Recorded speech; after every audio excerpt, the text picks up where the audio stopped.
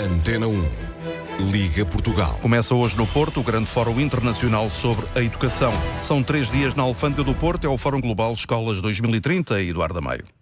Está no fim mais um ano letivo, um ano que foi particularmente exigente, com os professores em protesto permanente e as aprendizagens pós-pandemia a obrigarem também a um trabalho suplementar da comunidade escolar. E hoje vai começar, como disseste, no Porto, o Fórum Global Escolas 2030. São 3 dias de debate no Centro de Congressos da Alfândega, um debate que vai juntar alunos, professores, especialistas de educação de 2 dezenas de países, também decisores políticos e organizações não governamentais que estão ligadas à educação. Na base deste encontro internacional está um programa que é o programa Escolas 2030. É um programa de educação da Fundação Aga Khan que segue 3 passos muito simples. É uma espécie de um modelo com 3 passos. Começa pela avaliação, depois pela inovação e a seguir pela apresentação de resultados. Já vamos falar deste modelo. Ele está já a ser posto em prática em mais de 1000 escolas em 10 países e o ano passado foi lançado este Fórum Global Escolas 2030 para juntar a comunidade global e para se fazer avaliação e também para se refletir sobre educação. O primeiro ano foi na Tanzânia, foi aí que começou o primeiro Fórum Global, agora Portugal recebe o segundo. O que é este fórum? É um espaço, é criar um espaço onde toda a comunidade escolar e com ambientes muito diferentes e condições muito diferentes nos vários países, ligada à educação e ao ensino, pode encontrar um espaço para discutir e para pensar o futuro da educação. É esta a missão do Fórum, que este ano vai refletir, por exemplo, sobre a inclusão em meio escolar, um tema cada vez mais pertinente quando as escolas se tornam, as portuguesas também, uma espécie de Babel de línguas e de culturas e onde se integra também, onde é preciso integrar pessoas, mas também aquilo que se ensina, como se ensina e se exige cada vez mais reflexão, a aprendizagem e a procura também de novos modelos de educação. Depois é a equidade e o pluralismo nas escolas, vai ser outro dos temas, mas como elas não vivem isoladas das sociedades, é preciso também perceber como é que este processo depois vaza para a sociedade, a inclusão, a equidade e o pluralismo.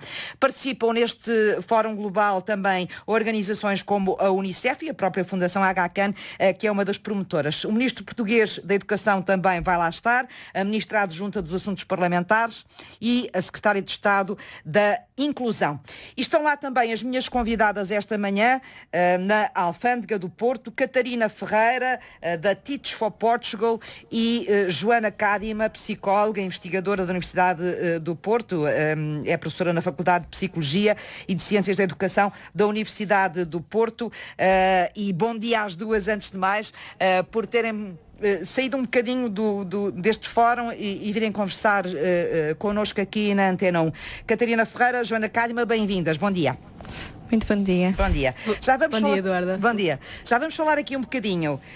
Primeiro, da Teach for Portugal, que talvez as pessoas não conheçam muito bem o que é e o que é que faz em termos de educação. Mas antes de mais, Catarina Ferreira, queria perceber qual é a motivação para estar neste Fórum Global de 3 dias na Alfândega? Então, a Teach for Portugal, no fundo, é uma ONG que tem como objetivo reduzir as desigualdades educativas e, com isso, passa por pensar não só o impacto a curto prazo e também nas escolas através do desenvolvimento dos resultados académicos e das competências dos alunos, mas também por pensar a transformação sistémica na educação para que consigamos ter um sistema de educação que seja para todos e que consiga alcançar esta equidade. Então, a motivação, porque perguntava da Teach for Portugal em participar no Schools 2030, é precisamente participar desta discussão de como é que podemos criar um caminho para lá chegar, para criarmos uma educação que sirva verdadeiramente os nossos alunos. Joana Cadima. Sim, muito bom dia. Bom dia. Nós, a equipa da Universidade do Porto, é um dos parceiros que está aqui envolvido no programa Escolas 2030. Sim. Mais concretamente, a nossa equipa está responsável primeira fase, ou seja, da avaliação e da monitorização das aprendizagens. Um aspecto essencial aqui do programa Escolas 2030 é que não se centra só naquilo que são as competências mais básicas da literacia, da matemática, mas sim naquilo que são valores e atitudes e aquelas competências mais transversais que... Não é só aprender conteúdos, não é só aprender as matérias, não é? Exatamente, ou seja, estamos a falar aqui da empatia, da resolução de problemas, da conciliação de tensões, do pensamento crítico. E nós, em conjunto com os professores, por isso através de uma colaboração muito estreita com os professores e as escolas que estão a participar neste programa, andamos a desenvolver medidas que permitam conhecer melhor como é que as crianças e os jovens pensam, raciocinam, agem relativamente a estas competências, a empatia, a resolução de problemas e por aí fora. Já agora, pode explicar-me, com certeza, ou pode explicar-nos que modelo é este, com 3 passos, este programa da Fundação HK, o que é que ele pretende, como é que ele funciona? Então, os 2 grandes objetivos são, por um lado, conhecer e valorizar estas ditas de aprendizagens holísticas, ou seja, em vez de nos focarmos só naquilo que são as competências mais académicas no sentido estrito, enquadrar e perceber a importância que são estas outras competências para um verdadeiro sucesso escolar e para uma participação ativa e de cidadania e pluralista, como referia, e por outro, encontrar ou desenvolver soluções locais de inovação, mas que sejam relevantes para as escolas, sejam relevantes para estes alunos, que permitam precisamente esta promoção no sentido de maior qualidade, maior equidade a nível da escola. O terceiro passo é este que está agora a ser consagrado no fórum, precisamente a da partilha, da disseminação, este momento de ficarmos a conhecer também melhor o que acontece nos outros países, nas outras escolas. Apresentar algumas coisas que foram feitas, perceber como é que resultaram, etc., não é? E tirar lições, digamos assim, ou pelo menos informação que possa ser útil para o futuro. Temos escolas em Portugal que participam também deste modelo? Sim, por isso neste momento já temos aqui um conjunto de escolas, ainda vai alargar, mas temos escolas da região do Porto e temos escolas também da região de Lisboa e Sintra.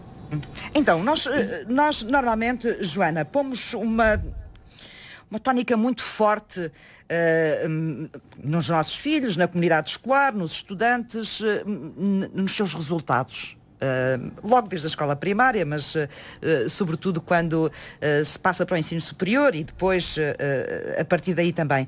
Mas muito virada para os resultados, muito virada para as métricas, também passamos muito essa mensagem aos alunos, aos estudantes, e aquilo que vocês propõem aqui é uma outra área da educação, como disse, mais holística, mais abrangente. Como é que pesamos estes 2 lados da balança? O que é que deve pesar mais na vida de um estudante, na vida de uma comunidade escolar? Sim, ou seja, aqui há muita valorização daquilo que são os processos e, de facto, estes processos de aprendizagem e todas estas competências que aqui falamos não são importantes só por si, mas são importantes também precisamente para depois aquilo que são estes resultados escolares. Ou seja, o que é preciso, por um lado, é valorizar e essa componente de monitorização e de ficarmos a conhecer melhor é essencial, porque nos vai permitir precisamente agir e, por outro lado, reconhecer como as coisas também estão interligadas e, acima de tudo, reconhecer também que muito da vida escolar e daquilo que depois vão ser os resultados passam por estes processos, passam por aquilo que é experienciado, vivido, partilhado nas escolas, entre as crianças e entre os jovens. Catarina Ferreira já me deu aqui um lamirezinho sobre o que é Teach for Portugal, uma organização não governamental que está ligada, aliás, a uma rede internacional que tem o mesmo foco. É uma organização portuguesa sem fins lucrativos. Vocês têm um lema, não sei se lhe posso chamar assim, que é o local onde uma criança nasce não pode diminuir as oportunidades que ela vai ter, nomeadamente em termos de educação, ao longo da vida. Explique-me lá melhor o que é que a Teach for Portugal faz. Então, como a Eduarda referiu, nós somos parceiros da rede global Teach for All, que está presente em mais de 60 países, com organizações independentes, com experiência há mais de 30 anos e, portanto, aquilo que nós fazemos em Portugal é, no fundo, adaptar as boas práticas internacionais do modelo da Teach for All àquilo que é a realidade portuguesa. Então, nós temos exatamente esse lema, portanto, o contexto socioeconómico de uma criança não deve ditar as oportunidades que ela tem na vida e tendo isso em mente, nós selecionamos, recrutamos e treinamos profissionais de várias áreas, porque acreditamos na mais-valia de trazer esta pluralidade de contextos para a escola, inclusive para dentro da sala de aula. E estas pessoas, a que nós chamamos de mentores Teach for Portugal, colaboram Mentores Teach, é isso? Exatamente, Mentores Teach for Portugal. E estas pessoas colaboram nas escolas que servem os contextos mais desfavorecidos do país durante 2 anos letivos e fazem-no em colaboração com professores de diversas disciplinas dentro de sala de aula e fora de sala de aula em projetos envolvendo a comunidade educativa. Qual é o objetivo? Trabalham em parceria com os professores das escolas. Exatamente, sim, em parceria com os professores. Vamos supor, por exemplo, que temos um mentor em determinada escola, esse mentor trabalha em colaboração com um professor, vamos dizer que é um professor inglês, por exemplo, e o que essa equipa, essa dupla faz é, no fundo, planear as aulas em conjunto, olhar para a turma que tem à sua frente, perceber quais são as necessidades que temos aqui neste conjunto de alunos, qual é a diversidade de necessidades que temos e como é que nós, 2 adultos em sala de aula, podemos utilizar os nossos recursos de forma a otimizá-los e a servir melhor o desenvolvimento destas crianças e adolescentes que Isso que implica temos à nossa ir ao frente. contexto social destas crianças, Catarina? Sem dúvida, sim. É muito importante nós termos em consideração o contexto em que estas crianças vivem. Ou seja, nós envolvermos a comunidade, e por comunidade entenda-se as famílias, entenda-se as organizações locais, as associações de pais, por aí fora, é muito importante para que, por um lado, na comunidade se valorize de forma crescente o papel da educação naquilo que é a construção de um caminho de maiores oportunidades e livres escolhas para estas crianças. E também para que as crianças e os jovens possam sentir que o seu esforço e o seu empenho, a sua dedicação é reconhecida por quem os envolve. E para que se possam, obviamente, sentir mais motivados a aprender, a compreender que a forma como estão hoje não é a forma como vão estar amanhã, que é um caminho que podem percorrer e que podem fazer essa evolução. Portanto, a comunidade desempenha aqui um papel fundamental. Sim, trabalham com crianças, como já me disse, de meios mais desfavorecidos, na verdade tentando potenciar as oportunidades que elas têm enquanto estão na escola. Para quê? Para diminuir desigualdades, é isso? É esse o objetivo final? Exatamente, portanto, nós em Portugal temos um ensino que é gratuito e obrigatório até ao 12º ano, até aos 18 anos. É universal na prática? É universal. Podíamos a partir daí dizer, se é universal, toda a gente tem acesso. Exatamente, ou seja, nós em Portugal, felizmente, vivemos num sistema em que as crianças até essa idade e até ao secundário têm acesso à educação. A questão que podemos colocar é se esse acesso é equitativo e se é de qualidade para todas as crianças. Ou seja, nós temos de olhar para a diversidade de alunos que temos em sala de aula, e ao início a Eduarda falou na questão de Babel, portanto termos aqui uma diversidade em termos de línguas, de questões socioeconómicas, de aspectos culturais, nacionalidade, imigração, da região do país ou mesmo dentro da própria cidade em que os contextos são tão dispares e, portanto, percebermos dentro desta pluralidade toda de que forma é que podemos tornar o acesso a esta educação de qualidade e equitativo. Sim, dentro da escola, a trabalhar dentro da escola, com os professores. Joana Cadima, vou repetir, psicóloga, investigadora da Universidade do Porto. A Catarina, já vamos falar aqui desta coisa da Babel e do facto de termos também uma comunidade de imigrantes cada vez maior em Portugal, com os seus filhos a estudar em Portugal e que desafios é que isso traz às escolas, mas a Catarina falava aqui de uma questão que é o local onde uma criança nasce, partíamos dessa ideia, não pode diminuir as oportunidades que ela tem ao longo da vida, nomeadamente não pode diminuir as suas oportunidades dentro da escola. No caso português, o sítio onde se nasce ainda dita aquilo que é o percurso escolar, nomeadamente, e de educação de uma criança? Sim, felizmente todos os dados apontam nesse sentido e desde muito cedo, ou seja, temos inclusive a investigação com crianças de 4 e 5 anos e já aí já vemos diferenças substanciais em termos da linguagem, em termos de outras competências que depois são essenciais para os anos posteriores. Quer dar-me alguns exemplos só que possam sair daquilo que é a sua investigação, porque trabalha também esta área, desses contextos, para percebermos de uma forma mais concreta quais são essas diferenças? Essas diferenças são muito ditadas em termos do nível socioeconómico dos pais e o nível de escolaridade dos pais. Em termos daquilo que nós vemos em termos desenvolvimentais e vemos logo diferenças, são essencialmente nestas competências de linguagem, seja em termos do vocabulário, seja em termos do conhecimento do impresso, seja depois em termos de aprendizagens mais estritas, como é o caso da identificação de letras e a consciência fonológica.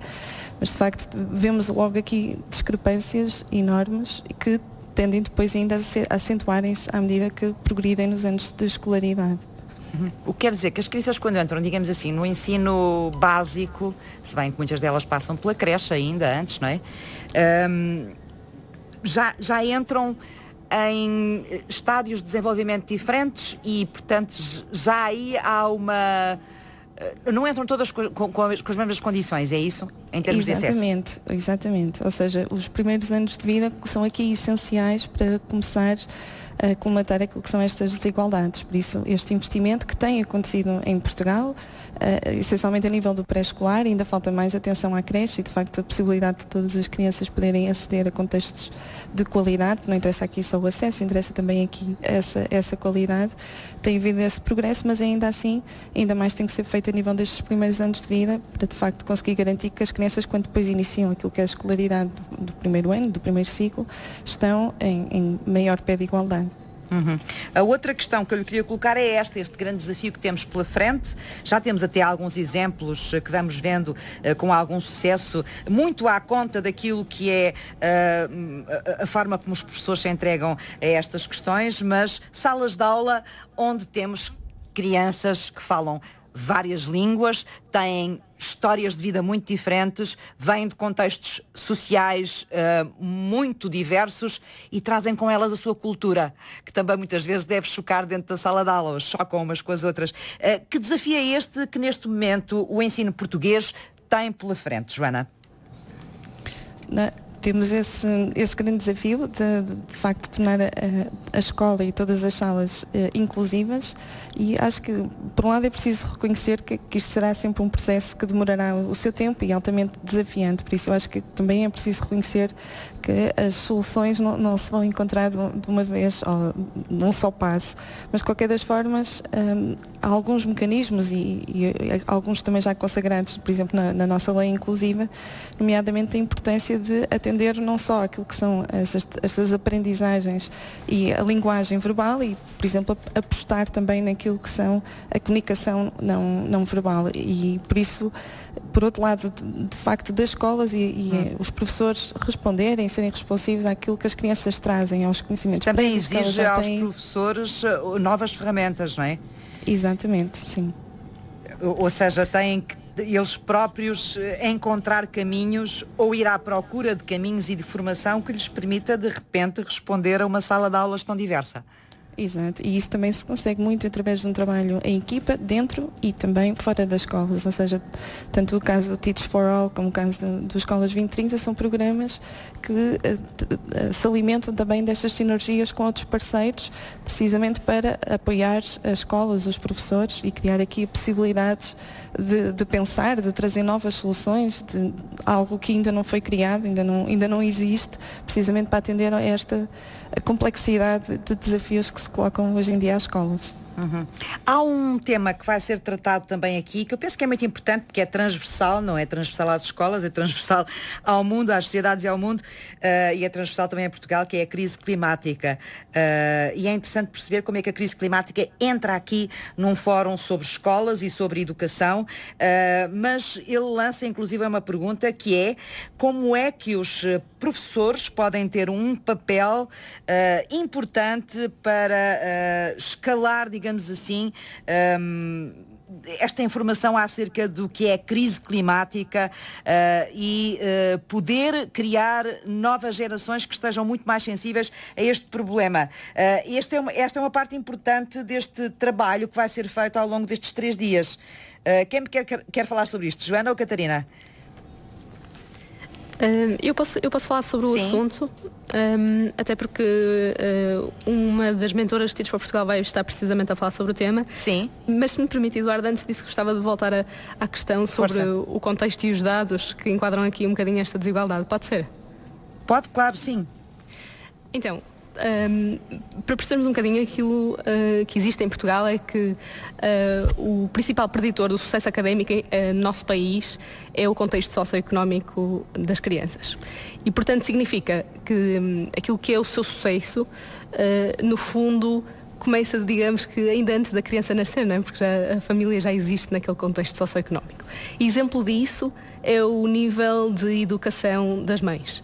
Por exemplo, se uma mãe tiver estudado até ao 9º ano, a probabilidade do seu filho ter sucesso académico é de 31%. Mas, se a mãe tiver o nível de licenciatura, a probabilidade do seu filho ter sucesso académico mais do que duplica para 71%. De onde é que vêm estes dados, já agora, Catarina, para conseguir... Estes são dados da OCDE e não são os mais recentes, estes já são de 2015, mas os que há mais recentes é sobretudo sobre a escolaridade dos pais e são bastante semelhantes. Entretanto, ou seja, nós à medida que vamos percorrendo este caminho na escola, vamos percebendo também que alunos que provêm de um contexto desfavorecido têm 4 vezes mais probabilidade de reprovar do que colegas que estão num contexto social mais favorecido, digamos assim. E a fonte disto é o Portugal Monitor da Educação e Formação de 2017. Sim, então quer dizer que trabalhar os contextos socioeconómicos dos locais onde as escolas estão implantadas e as crianças estudam é muito importante. É muito importante. E só dessa forma conseguimos quebrar este ciclo de pobreza, de exclusão e construir ciclos mais equitativos para todos. Muito bem. Vamos falar então, porque temos já muito pouco tempo, da crise climática. Como é que ela entra aqui neste fórum? Então, a Teach for All vai estar a participar com uma challenge session, portanto um workshop envolvendo professores e mentores de diversos países da rede Teach for All e no fundo vão estar a dinamizar esta ação sobre como é que se podem empoderar os professores ou as pessoas dentro da escola para que promovam junto dos seus alunos uma maior ação para a emergência climática. E esta questão é também muito importante de trabalhar nas escolas. No outro dia conversava com uma mentora da nossa organização, da Teach for Portugal, e ela contava-nos que tinha criado uma horta com os seus alunos num dos projetos que dinamiza e depois tinha relacionado isso com as diferentes disciplinas em que está presente. E a certo ponto a horta ficou danificada e devido à seca que se faz sentir no país não foi possível voltar a plantar porque não havia as condições para poder fazer isso. Então os nossos alunos nas escolas, mesmo nestas pequenas iniciativas que vão fazendo, já estão efetivamente a sentir as alterações. É contactar diretamente com as consequências, não é? E é muito interessante porque estas questões são colocadas e são trabalhadas, é para serem trabalhadas com os professores e com monitores escolares, etc. É já a pensar na COP28, portanto, daqui a uns anos, tentando preparar estas novas gerações e estas crianças e jovens para os próximos anos e aquilo que vai acontecer a nível de alterações climáticas. Estamos mesmo quase no final. Joana Cadme, eu vou-lhe deixar ficar uma última pergunta. Temos falado aqui muito da questão do contexto social e como é que ele é fundamental depois nas aprendizagens das crianças e no sucesso que a educação pode ter também junto destas crianças. Hoje, precisamente, num outro contexto, está a decorrer um outro seminário, um outro encontro que tem a ver com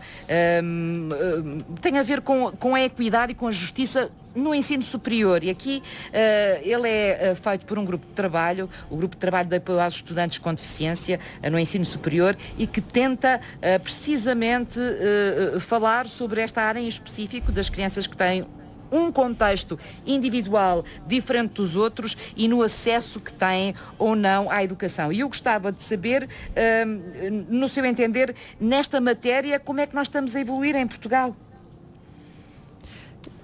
Mais uma vez, temos aqui um alargamento a nível do acesso, e por isso cada vez mais jovens a frequentar o ensino superior, jovens com diferentes capacidades, com algumas incapacidades, mas ainda assim ainda estamos longe de conseguir garantir que de facto estes jovens têm acesso às melhores condições e sem qualquer obstáculo às suas aprendizagens. Por isso, mais uma vez, há aqui desafios que se colocam também a nível do ensino superior, e apesar de haver já algum trabalho, nomeadamente equipas de inclusão a nível do ensino superior que acompanham os alunos, haver algum tipo de plano individualizado que permita pensar naquelas que são as medidas de suporte para estes alunos e que são necessários que todos os professores atendam, ainda assim ainda há aqui um caminho longo a percorrer.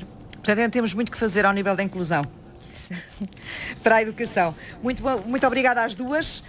Um bom fórum global, muito Escolas 2030. Catarina Ferreira, da Teach for Portugal, e Joana Cadima, psicóloga e investigadora da Universidade do Porto, é professora na Faculdade de Psicologia e de Ciências da Educação da Universidade do Porto, e estiveram aqui connosco em direto a partir da Alfândega do Porto, com o apoio técnico de Cláudio Calado. Liga à informação. Ligue à Antena 1.